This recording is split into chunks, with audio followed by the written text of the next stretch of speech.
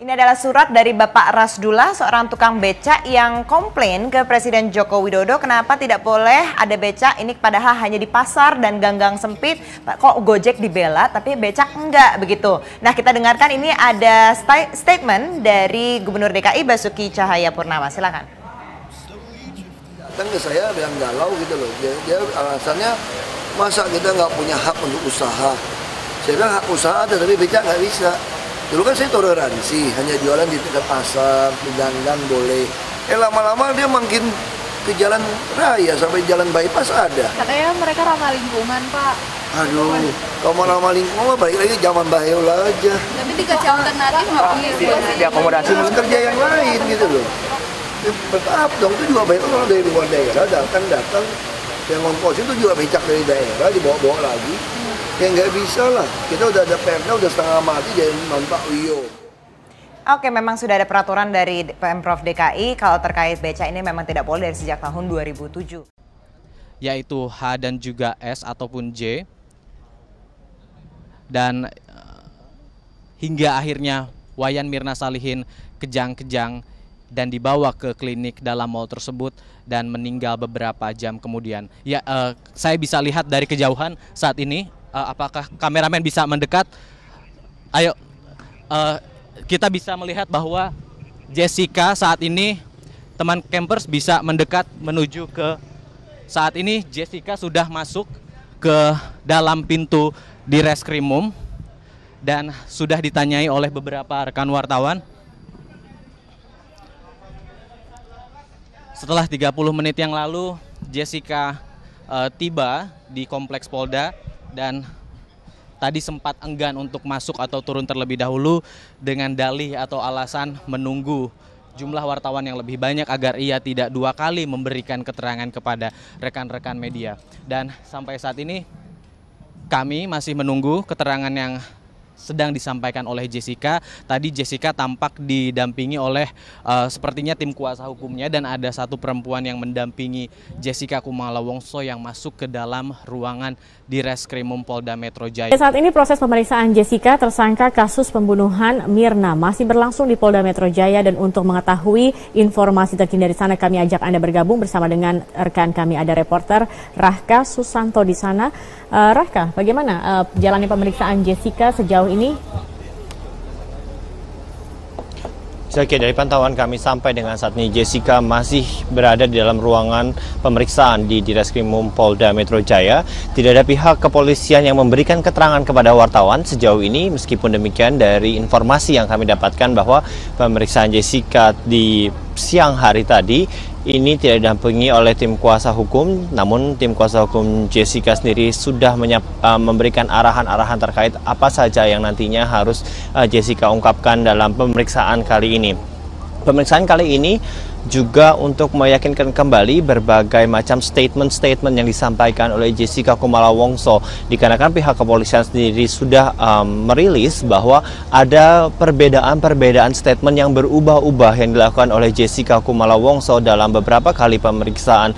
Bahkan beberapa waktu yang lalu ayah Mirna, Dermawan Salihin, juga sempat menyebutkan adanya perbedaan keterangan yang disampaikan oleh Jessica, termasuk juga Jessica menyampaikan keterangan yang berbeda dengan fakta yang ditemukan oleh Direskrimum Polda Metro Jaya.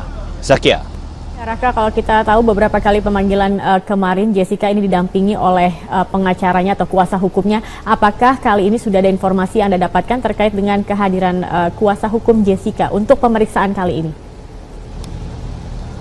Sampai dengan sore ini kuasa hukum Jessica masih belum datang ke Direskrimum Polda Metro Jaya. Dari informasi yang kami dapatkan memang tadi siang kuasa hukum Jessica masih berada di Surabaya. Namun saat kami coba konfirmasi melalui telepon, ini nomor yang bersangkutan sudah tidak dapat dihubungi. Meskipun demikian kuasa hukum dari Jessica sendiri sudah menyampaikan beberapa poin-poin ataupun arahan-arahan untuk Jessica menyampaikan keterangan-keterangan. Satu hal yang paling menarik adalah di mana dalam beberapa kali keterangan yang disampaikan Jessica, seperti tadi yang saya sampaikan, Zakia, Jessica ini dituding ataupun diduga melakukan keterangan-keterangan yang selalu berubah-ubah. Contohnya, Jessica berkata kepada ayah Mirna bahwa ia meminum mineral water saat bersama dengan Mirna, namun Kepada pihak kepolisian juga kepada media, Jessica mengaku meminum koktail, dan apa yang Jessica pesan ketika ia berada di Olivier Cafe juga merupakan memesan koktail. Hal-hal seperti ini yang masih kemungkinan besar menjadi topik yang harus dikonfirmasi oleh pihak Ditreskrimum Polda Metro Jaya. Sakia. Ya, kemudian Raka, dari informasi yang dapat Anda himpun di sana, apakah masih ada kemungkinan tersangka lain selain Jessica?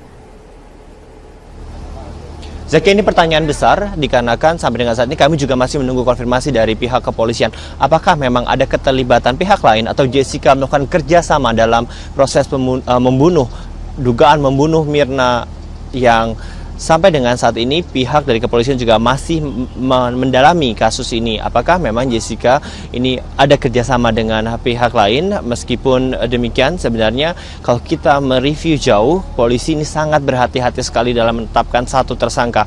Kita tahu sudah 3 minggu pasca kepergian Wayan Mirna Salihin, sampai dengan saat beberapa hari yang lalu polisi masih sangat berhati-hati. Bahkan Ditreskrimum Polda Metro Jaya, Krisnamurti, sempat menyebutkan bahwa pihaknya akan melakukan hal yang sangat hati-hati, mencari fakta-fakta yang secara saintifik ataupun dapat dibuktikan secara ilmiah, hingga memanggil beberapa ahli untuk dapat meyakinkan bahwa alat-alat bukti yang dimiliki oleh pihak kepolisian ini mengandung nilai-nilai legal yuridis, sehingga ini menjadi begitu kuat untuk menetapkan status tersangka. Namun sampai dengan saat ini kami juga masih terus bertanya, sebenarnya apa saja alat-alat bukti dan apa alat bukti pemula yang juga menjadikan Jessica ini dapat ditetapkan statusnya sebagai tersangka. Namun meskipun demikian, pihak dari kepolisian masih belum merilis apa salah satu alat bukti pemula yang memicu polisi dapat menetapkan status Jessica sebagai tersangka.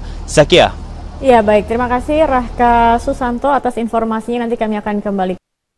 Pemirsa, polisi akhirnya menetapkan Jessica Kumala Wongso sebagai tersangka dalam kasus pembunuhan Wayan Mirna Salihin. Setelah ditangkap di sebuah hotel di Mangga 2, Jakarta, Jessica saat ini masih menjalani pemeriksaan intensif di Polda Metro Jaya.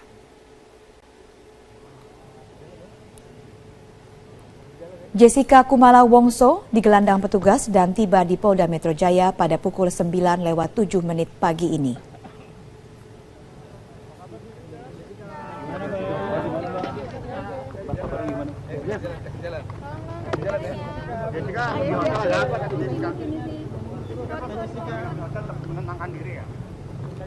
Jessica tidak memberikan komentar apapun saat ditanya soal penangkapan dirinya dan statusnya sebagai tersangka. Tenang ya, senyum ya.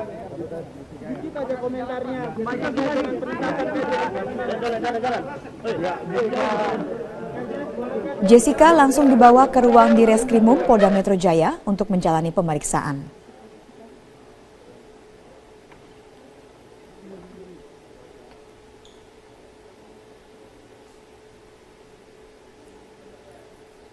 Jessica ditangkap tim Jatanras Polda Metro Jaya pukul 7:45 di sebuah hotel di kawasan Mangga 2, Jakarta Utara.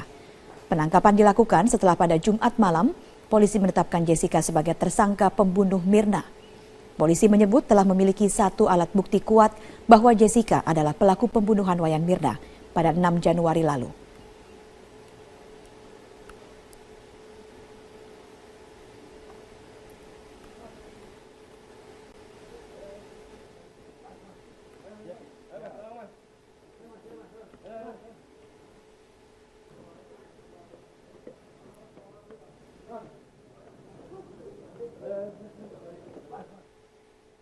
Saat ini yang bersangkutan dalam proses pemeriksaan berita acara. Pertanyaan berikutnya, karena yang bersangkutan kami tetapkan tersangka dengan ancaman pasal 340 KUHP atau pembunuhan berencana, ya, maka ancaman hukumannya di atas 5 tahun. Yang bersangkutan wajib didampingi oleh pengacara. Kami tanyakan pengacara yang akan mendampinginya. Bila tidak ada, kami akan menyediakan, negara akan menyediakan pengacara untuk yang bersangkutan. Tapi kalau ada, kami tunggu hari ini untuk segera dibuka berita acara pemeriksaan. Ya, jadi sekarang kami masih melakukan pemeriksaan, ya, yang bersangkutan dalam status sebagai tersangka, bukan lagi sebagai saksi.